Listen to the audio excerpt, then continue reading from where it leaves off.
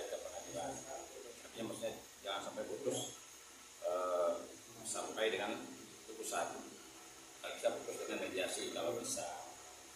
Nah, dari situ kita dikasih kesempatan, belum juga mau damai dikasih kesempatan lagi. Jadi kalau seandainya di mediasi gagal udah langsung masuk persidangan. Nah ini hal-hal yang lumrah, yang sudah terbiasa terjadi. Sama seperti Dela kan. Mediasi gagal langsung masuk ke pokok perkara. Tapi kan di sini para pihak tidak bisa dihadirkan.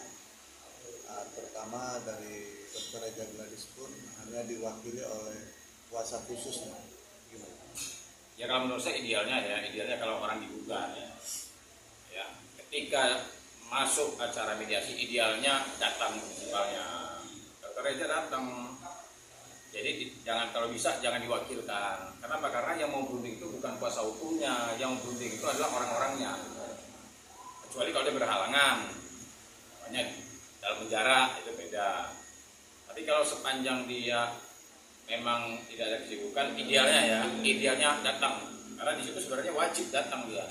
Ya, kalau seandainya nggak datang ya kurang begitu bisa menghormati tujuan mediasi. Kalau untuk penggugatnya sendiri bang, diwajibkan nggak sih bang untuk datang bang? Untuk penggugat sendiri diwajibkan. Sedangkan semua penggugat wajib hadir karena yang akan berunding itu mereka. Nah, kalau pengacara ini kan hanya mewakili, mendampingi aja. Keinginan sebenarnya mereka itu kan mediasi itu gini, tawar menawar. Lo berbuat begini, gue begini.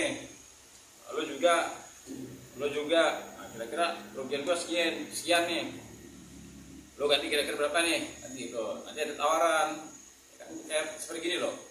Yang sini turun, yang sini naik. Jadi akhirnya sama. Nah permasalahannya yang mau menawarkan kan harus orangnya, bukan pengacaranya. Idealnya memang hadir semua. Nah, kalau seandainya penggugat berhalangan, itu namanya bisa penjara kan, wajar. Tapi kalau seandainya tergugat tidak berhalangan, idealnya hadir. Biar dia bisa mendengarkan apa loh kerugian gua, apa loh yang minta. tapi kan M sendiri masih di dalam tahanan bang. Siapa? NM sendiri kan masih di dalam tahanan. Itu bisa ditangkap NM. Siapa? Kita Mirjani Kita kan masih. Ya, Itu bisa bang. Kalau itu kan bisa diwakilkan. Karena emang terhalang, artinya terhalang dia hadir karena apa? Karena ditahan. Tapi kalau nggak terhalang ya harusnya hadir. Idealnya hadir. Tapi kalau pihak pengadilan meminta izin ke kejaksaan untuk dihadirkan bisa, boleh? Kayaknya agak sulit ya, agak berat karena perkara pidana itu ya sebenarnya kalau mau dia mengajukan ya, tapi belum pernah terjadi ya. Ini perdata. Belum pernah terjadi. Tapi dulu Vicky Prasetyo pernah. Vicky Prasetyo itu sidang perceraian. Saya kirim surat ke lapas. Dan keluar dia. Sidang perceraian itu saya menghadirkan dia saat dia sedang di dalam tahanan. Saya kirim surat ke lapas, mohon dihadirkan, bawa pelik awal, tapi hadir. Nah, enggak seperti itu ya silakan. Tapi intinya kalau dibilang bisa nggak bisa. Iya saya pernah. Vicky Prasetyo itu saya hadirkan pada saat sidang pertama perceraian ketika dia digugat oleh istrinya, karena pada saat mediasi dia hadir. Tapi kalau pengacara mau coba-coba begitu, itu boleh-boleh aja. Tapi kan Reza bilang Reza Gladys ketemu kalau mediasi NM-nya mau ketemu. Ya coba aja pengacaranya NM ajukan, ya kan? Diajukan dulu keluar sebentar, karena memang mediasi itu perlu. Apalagi kalau seandainya Reza bilang gitu kan, demi penyelesaian, artinya mediasi, musyawarah, dan juga demi kebebasan Nikita Mirjani, kalau menurut saya pengacaranya ajukan aja. Karena saya pernah mengajukan itu. Nah, ini kan perdata ya. Artinya di sidang perdata ini lebih awal, maksudnya ketimbang pidana. Apakah nanti sidang pidananya itu di hold dulu atau gimana? Ya kalau pidana mas, sebentar lagi itu sidang itu karena kan sudah tahap 2 kan, ini sudah dipindahkan itu kan. Kalau sudah tahap 2, ya jaksa sudah beberapa hari kemudian dia sudah daftar sudah terregister perkaranya di pengadilan. Jadi dalam hitungan mungkin seminggu 2 minggu sidang mungkin itu.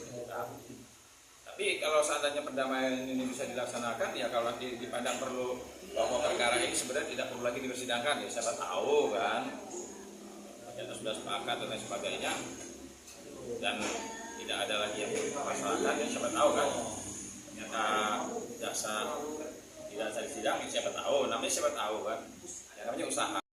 Tidak semua perkara pidana itu harus masuk persidangan.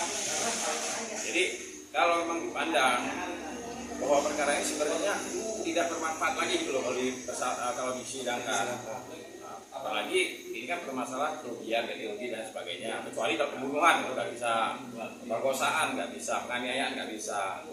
Tapi kalau seandainya cerita kerugian kan ini bisa diganti. Nah, tiba-tiba dalam perjalanan hukum memandang bahwa perkara ini tidak ada lagi manfaatnya. Kalau seandainya dibawa persidangan, yang ada apa menghukum orang saja. Nah sementara orang itu berdamai, kata Pak A. Kecuali ada yang dibunuh, nah itu tidak bisa, biar berdamai, biarpun ini hanya meringankan saja. Tapi yang jelas, perdamaian di perdata tidak akan menghentikan pidana.